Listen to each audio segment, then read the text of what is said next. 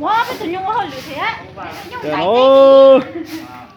Ôi nó mà ôi vậy cái chạy tên trong nó một cái kia nữa. Lấy lấy phải nói đi à, tê toàn ngã cứ nữa. Nè, ngay tao cứ. Một gió để nó. À, tao lấy cũng phá nó. một số thì nó to tùng quá Bây giờ đây. tao thì nó mà thì khi này Ôi mà giọt thiếu vậy nó.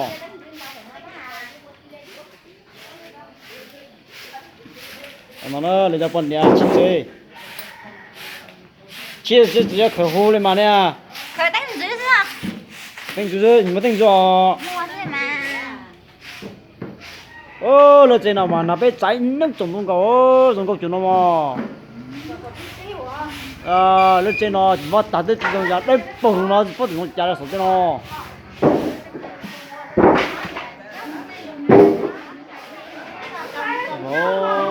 Hay kịp chưa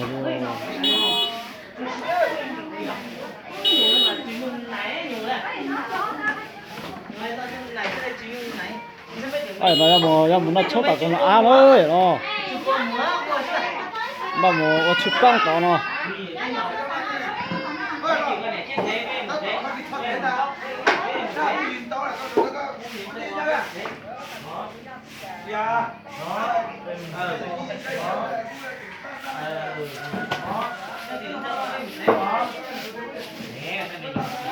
Ôi nó. Rồi chị. Thật sự đấy nè nhưng mà. Thật sự đấy. Cho các muốn chạy cái cho cái trong bụng máu xuống đó à? Thằng cái con dê cái gì? Giờ mà giờ đó nhân thì cái mà. Con cậu à?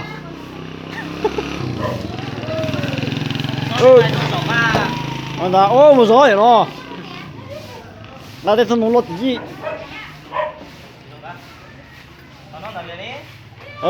Cái cho nó khóc cũng đã, cho nó khóc quá cho nó cho em bùm cũng đã. Tụi con đó. Cái giờ cái món đèn tông cái món đèn tông cho nó cái sợi sợi đèn tông lấy xiết rồi. Một số rồi.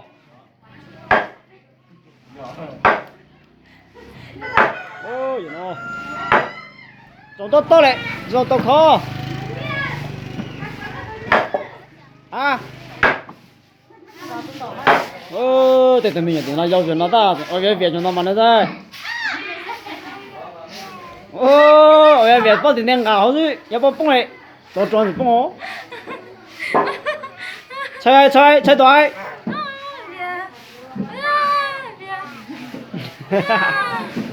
你别贴了呢。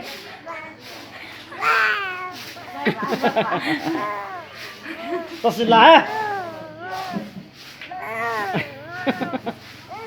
快点去快，把队快赶紧去啊！快点，让他再去啊！你弄着。Hai nhóm gì chân gió có thế mà. Hai nhóm cái đó mà khôn ra rồi mà.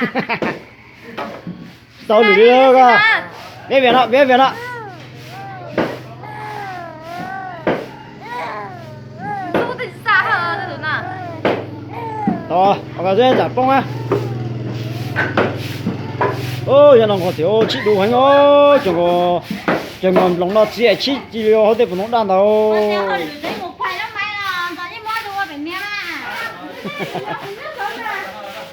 Ta tạo cái video cái sai đó.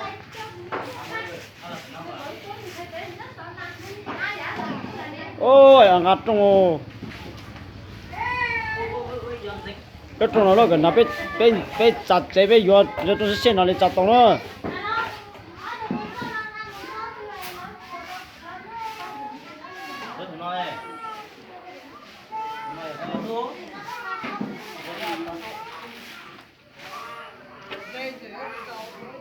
Nghe tôi à?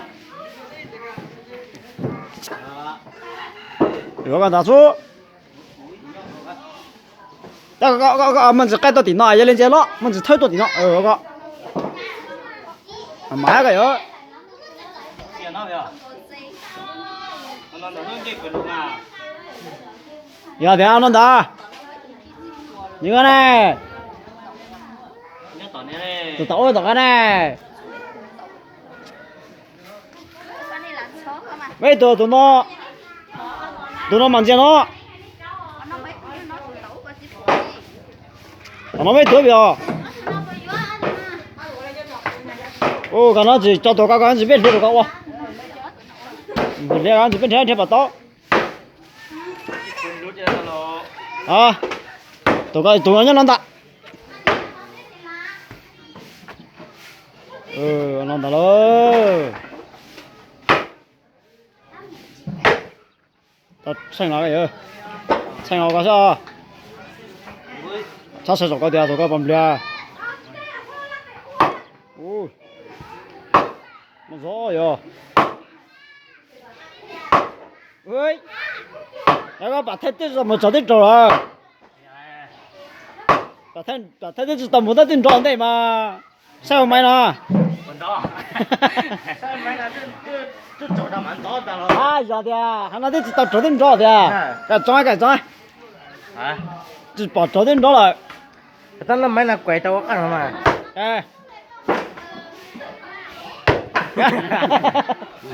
cái điều gì cái chỉ tập cho đến đó nè ấy thằng lúc mấy là quậy tao ăn giỏi này vậy đó ấy lúc soi chuyện nó gió vấn đề cái con nó chỉ phân nào đấy giờ có cái à mà chỉ chân chỉ mình là trúng lỗ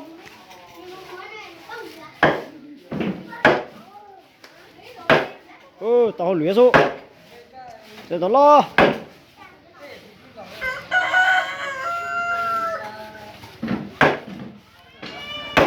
cái chỗ sai cái sai cái thằng mình làm cái sai cái sai cái tiền luôn cho đó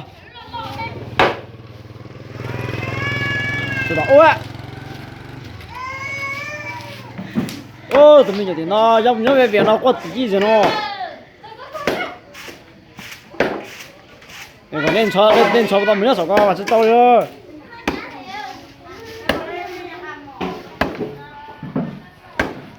là tụi tao có gì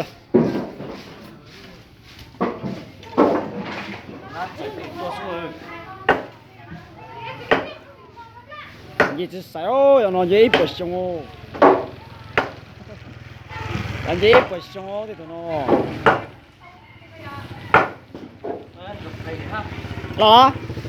là anh sẽ kể hết chưa lên trên nào mà không có tiền đi luôn như lo sắp lên ôi vào đâu bông tôi nhìn lên cả cho nó vào nhung có tiền nó đó là sự lão cái đấy sự lão nó có tiền nó ê mấy sự lão nó nè không mày ơi đây đi còn mấy sự lão nó có tiền nó nè đấy ê cái này làm gì thì rồi mà xí mình chơi về nó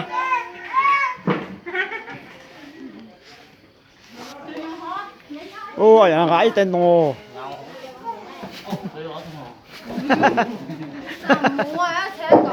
那个我家一堆动了，哎呀，俺别洗身的。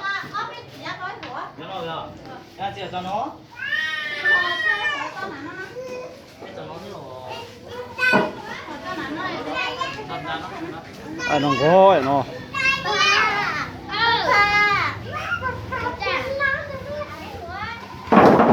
ui tao luyện số nè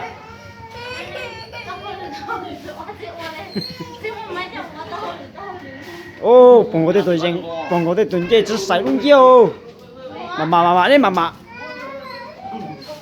tôi lại ít có tiền luôn tụi quá mấy thằng gái làm á nó mua nó bây giờ mua nó vô dinh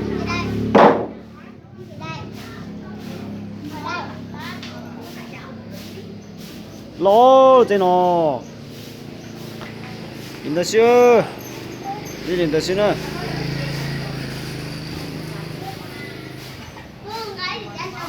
nó nói vậy cho nó ngạp bớt gì nữa